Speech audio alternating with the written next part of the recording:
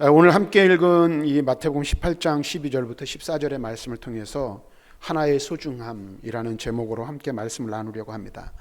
우리가 2023년도를 시작하면서 주제를 예수님을 알자, 예수님을 닮자, 예수님을 전하자라는 표어를 가지고 올 한 해를 시작했습니다. 그리고 어느덧 8개월이라는 시간이 지나고 이제 9월을 맞이하게 되었습니다. 우리가 믿는 예수를 우리가 아는 것이 무엇보다도 중요하죠. 그래서 내가 믿는 예수가 누구이신지, 또 그분은 왜 사람이 되셔서 이 세상에 오셨는지, 그리고 또 이 세상에 오셔서 어떤 일을 하셨는지 아는 것은 무엇보다도 중요합니다. 그래서 내가 믿는 예수를 누군가가 나에게 좀 소개시켜 주십시오. 또 당신이 믿는 그분이 누구이십니까? 라고 묻는다면 우리는 언제든지 자신 있게 그분에 대해서 또 그분의 복음을 전할 수 있는 자들이 되어야 할 줄로 믿습니다. 뿐만 아니라 예수님을 아는 것도 중요하지만 오늘날 많은 그리스도인들의 문제, 한국교회 문제 중에 하나는 그리스도인 다움, 교회 다움이 부족한데 문제가 있다라는 생각을 합니다. 예수를 믿어 구원받고 그리스도인으로 이 땅을 살아가지만 그리스도인 다운 삶의 모습이 부족하여서 세상의 빛과 소금의 역할을 감당하고 사명을 감당해야 할 성도, 교회가 세상에 선한 영향력을 미치지 못하고 교회로서의 영향력, 성도로서의 영향력을 미치지 못하는 삶으로 말미암아 복음 전도의 문이 막히게 되는 것을 우리는 경험하게 됩니다. 그래서 우리 각자 한 사람 한 사람의 삶의 역할이 중요하죠. 내가 있는 그곳, 내가 삶을 살아가는 삶의 현장, 그것이 가정일 수 있고 직장일 수도 있는데 그곳에서 저와 여러분들이 그리스도를 닮아 그리스도인 다운 삶을 살아갈 때 우리를 통해서 우리의 삶의 모습을 보고 사람들이 그리스도를 알아가고 또 그리스도의 복음의 능력을 경험하게 된다라는 것입니다. 더 나아가서 더 중요한 것은 무엇입니까? 내가 알고 내가 믿어 구원받은 그 예수를 우리는 전해야 할 사명이 있음을 우리들에게 성경은 가르쳐주고 있습니다. 그래서 마태복음 28장 19절 20절에서도 예수님께서는 가서 모든 민족으로 제자를 삼으라고 우리에게 말씀해 주고 있는 것을 우리는 볼 수가 있습니다. 그러니까 복음 전도의 사명은 교회의 사명과 동시에 그리스도 예수의 구속함을 받은 부르심을 받은 모든 성도들은, 만약에 우리가 성도로 부르심을 받았다면 부르심을 받은 모든 자들은 사명자로 부르심을 받았고 복음 전도의 사명이 있다라는 사실을 우리는 아는 것이 무엇보다도 중요하다 할 것입니다. 그래서 저와 여러분들이 예수 믿어 구원받았다. 그리고 그 믿음의 확신, 구원의 확신이 있다면 우리에게 어떤 사명이 있습니까? 복음을 증거하고 영혼을 구원하는 사명이 우리에게 주어졌음을 우리는 기억하고 이 사명을 온전히 감당할 때 우리의 삶을 통해 하나님께서 영광을 받으실 것이라는 사실을 기억해야 할 것입니다. 이제 우리가 복음 증거의 사명에 관한 부분들을 좀 몇 주에 걸쳐서 계속해서 말씀을 나누려고 하는데요. 복음 전도자의 사명을 감당하기 위해서 먼저 우리에게 필요한 것이 있다면 그것은 무엇일까 하는 생각을 해보게 됩니다.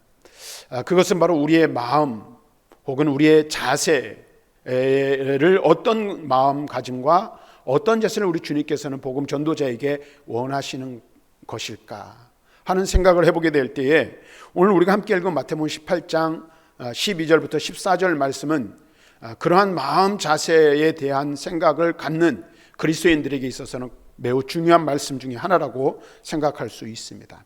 오늘 우리가 12절부터 14절 말씀만 읽었습니다마는 1절 말씀부터 14절까지의 말씀을 보면 하나님께서는 예수님을 통하여 우리에게 말씀을 주시되 하나에 대한 소중함 혹은 작은 자에 대한 소중함에 대한 말씀을 우리들에게 해주고 있다라는 것을 알 수가 있습니다.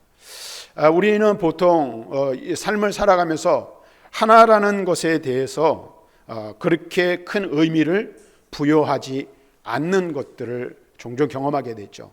작은 것 하나, 별것 아닌 것 하나, 예를 들면 한 사람, 동전 하나, 또는 집에서 우리가 음식을 만들 때 쌀 한 톨, 또 흘러내려가는 이 한 조각의 어떤 음식물들, 또는 인생을 살아가면서 경험하는 작은 실수 하나, 혹은 또 우리가 누군가에게 베푸는 작은 선행 하나, 이 작은 것 하나라는 개념은 우리에게 있어서 어떻게 보면 매우 사소한 것이고 작은 것이기 때문에 소홀히 여기기가 쉽고 그렇게 중요하게 여겨지지 않는 그런 것이라고 말할 수 있습니다.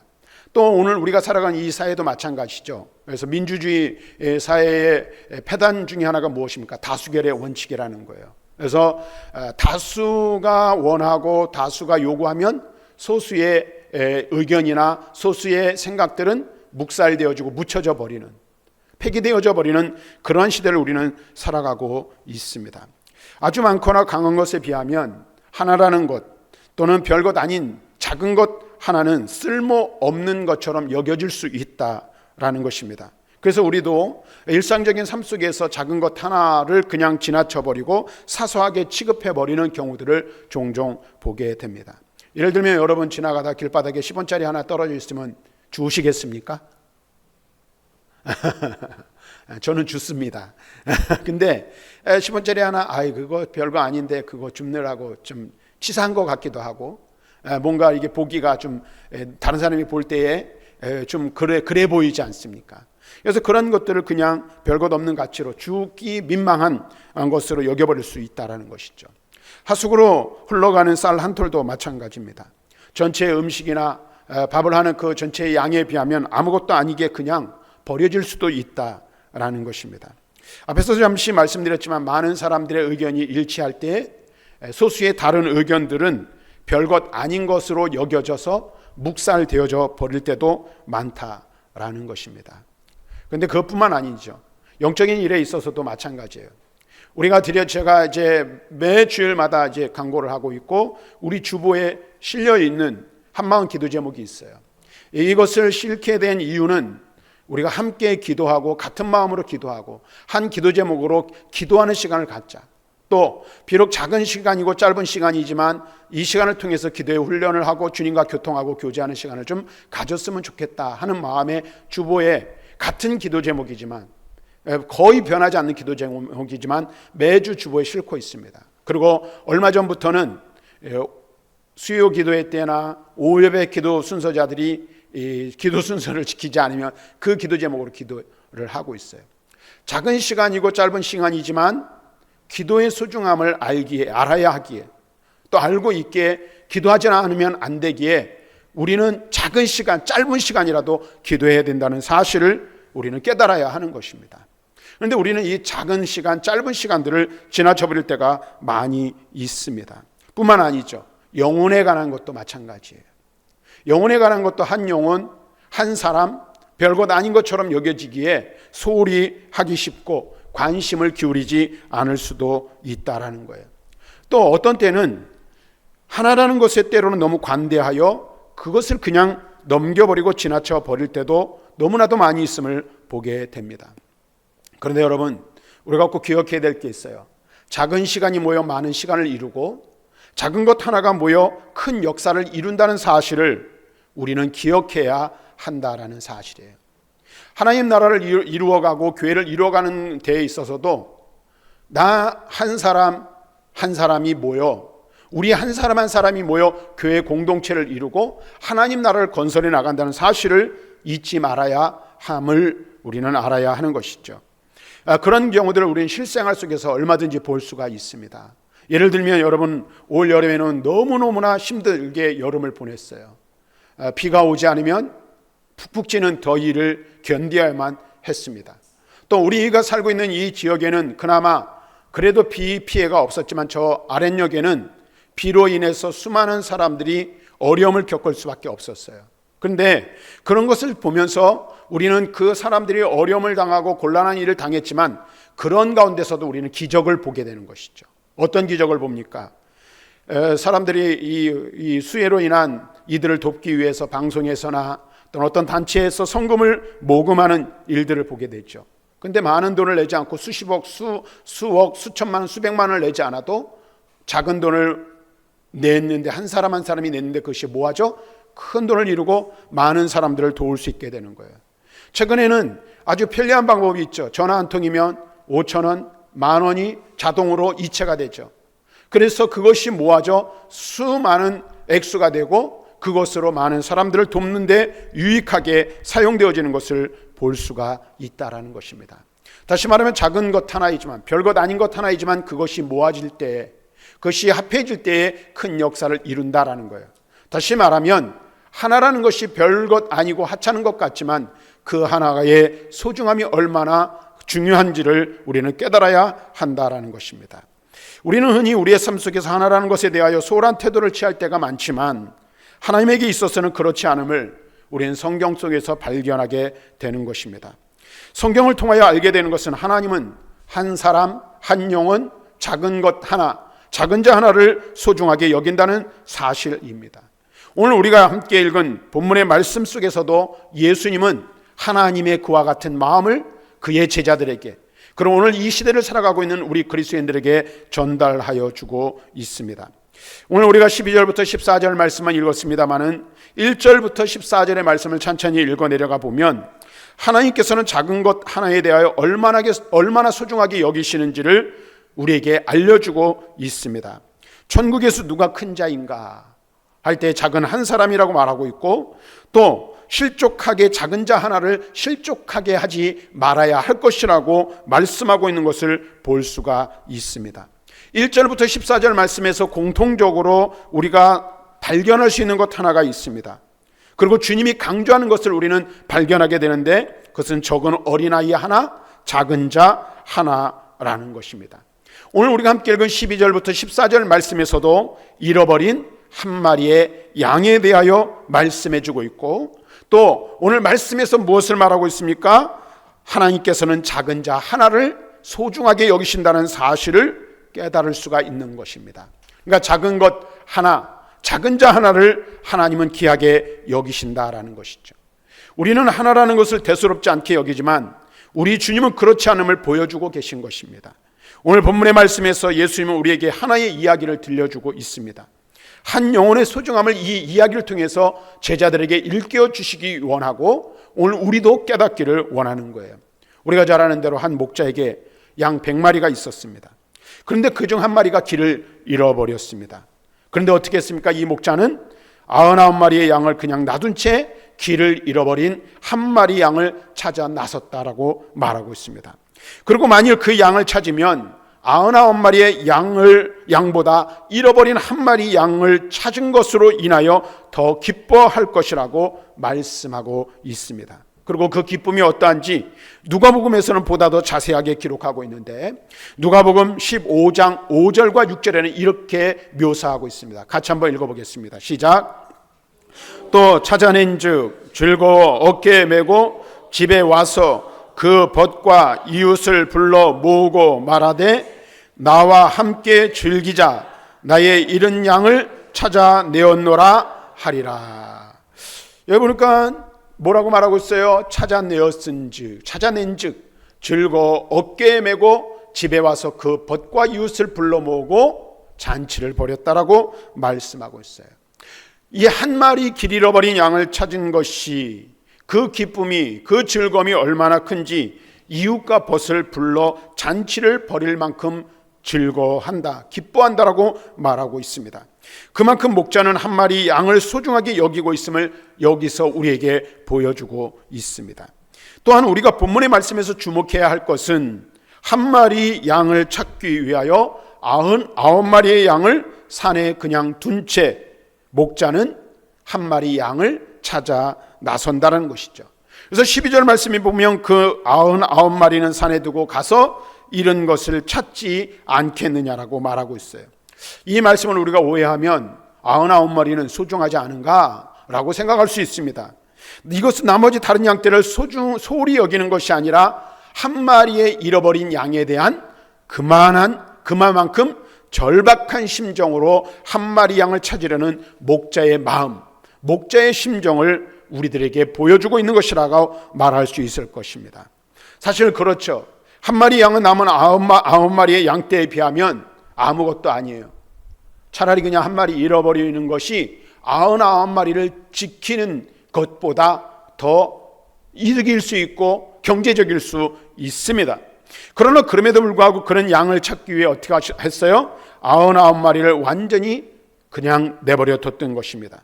이 말씀은 방황하고 잃어버린 자에 대한 하나님의 구원의 뜻이 얼마나 강력한지, 얼마나 절실한지를 보여주고 있는 말씀이라 말할 수 있습니다. 그리고 또한 주님이 이렇게 찾으시며 또 찾았을 때에 어깨에 메고 즐거워한 이유는 만일이라는 말씀을 통해서 알 수가 있습니다. 오늘 우리가 읽은 말씀에 보면 뭐라고 말하고 있습니까? 13절에 보면 만일 찾으면 더 기뻐할 것이라고 말하고 있는 것을 볼 수 있습니다. 이 만일이라는 말을 통해서 우리는 무엇을 알 수 있습니까?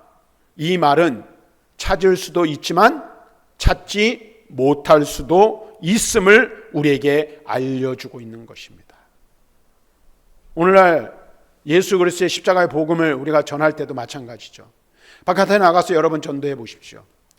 우리 함께 교회 가서 예배합시다. 예수 믿고 구원받읍시다. 천국 백성 됩시다.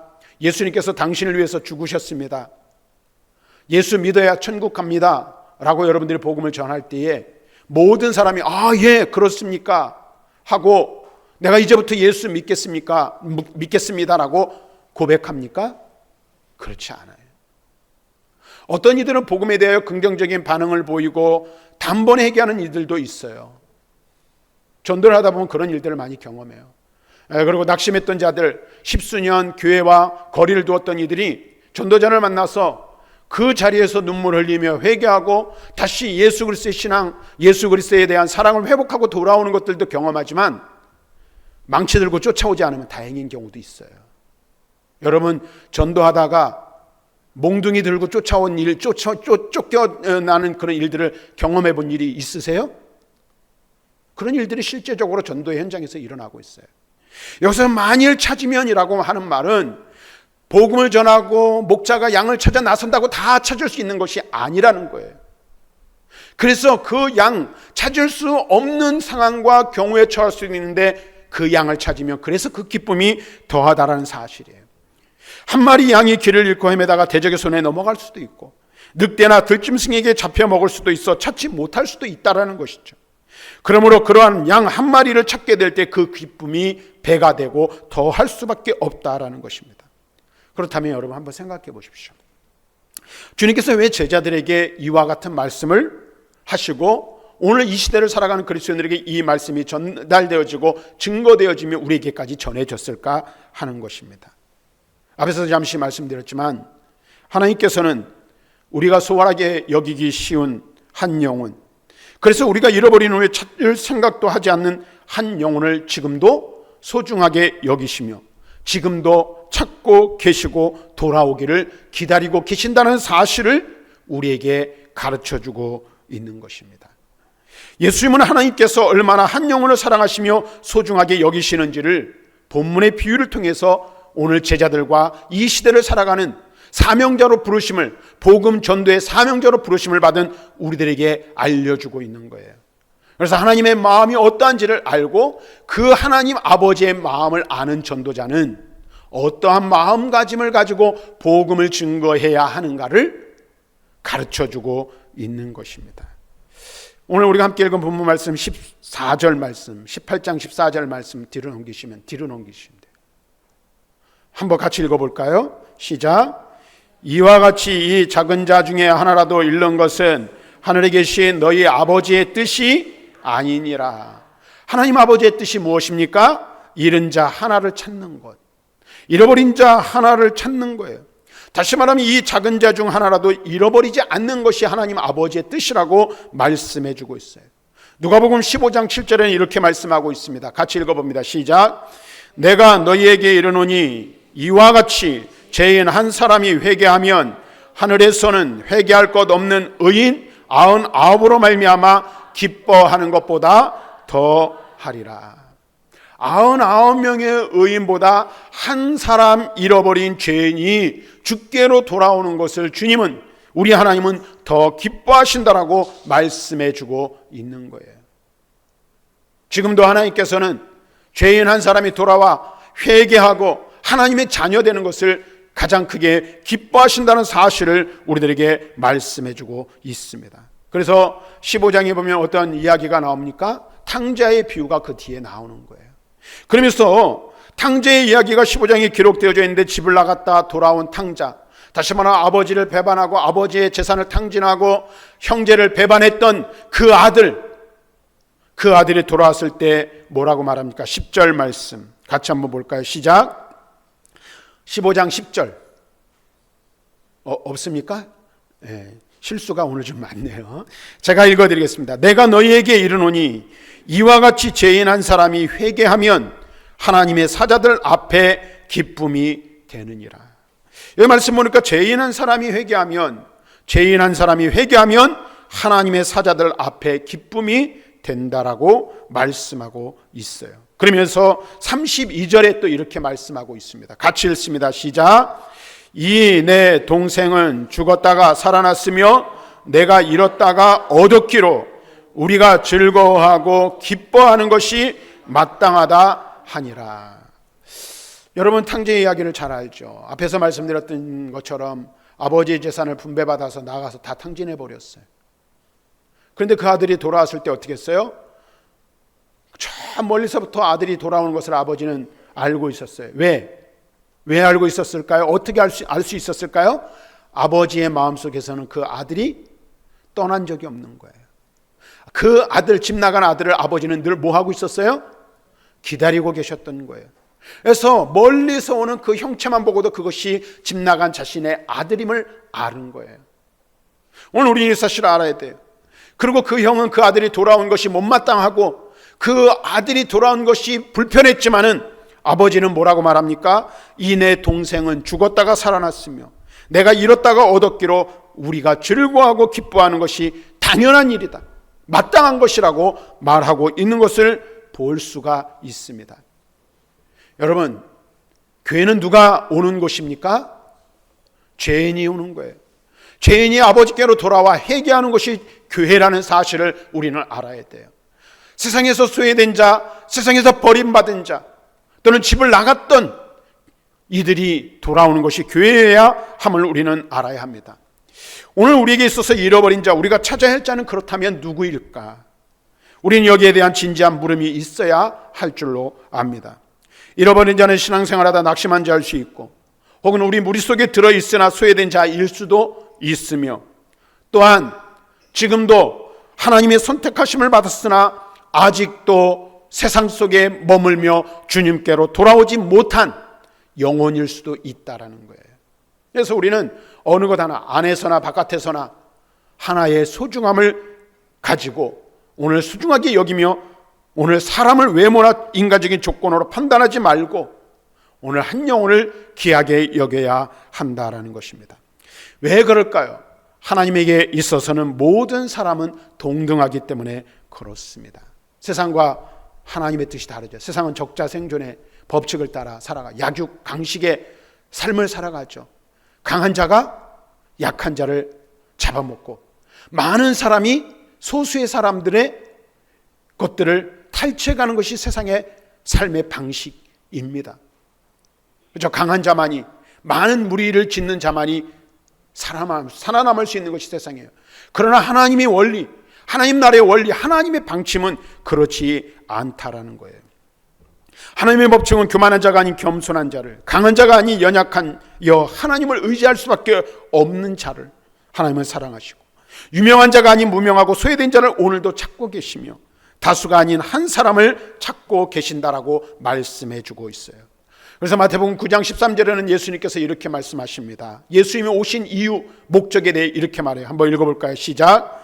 나는 의인을 부르러 온 것이 아니요 죄인을 부르러 왔노라. 더 나아가서 디모데전서 2장 4절에는 바울은 하나님의 뜻이 어디에 있음을 우리에게 말씀해 주고 있는데, 디모데전서 2장 4절 말씀을 읽어봅니다. 시작.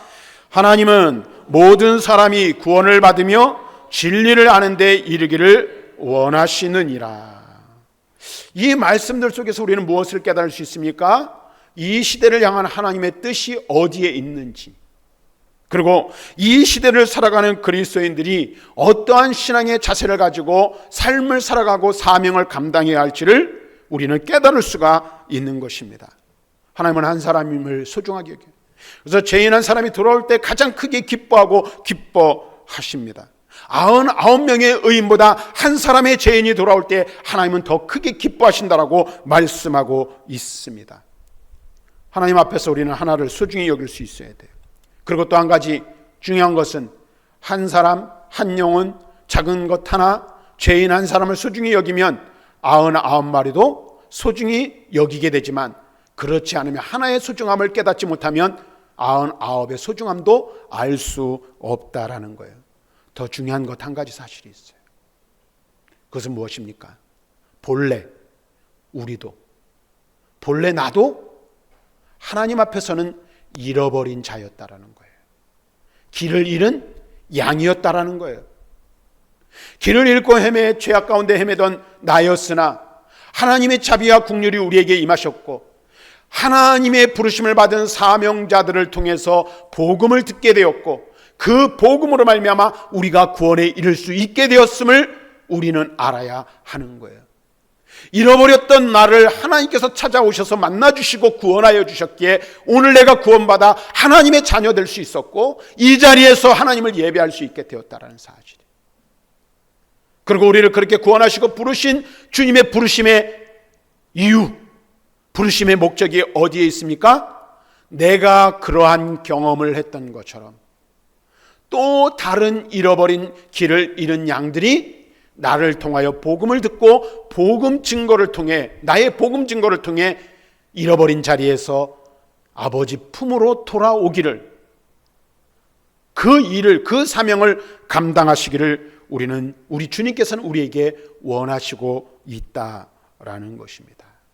오늘 우리가 이 사실을 분명하게 깨달아야 하는 거예요. 그래서 우리 주님에게 있어서 한 영혼, 하나의 이 잃어버린 것들은 소중한 것으로 여기고 계시고, 그 잃어버린 것들 중에 하나가 바로 저와 여러분들이었다는 사실을 아셔야 돼요.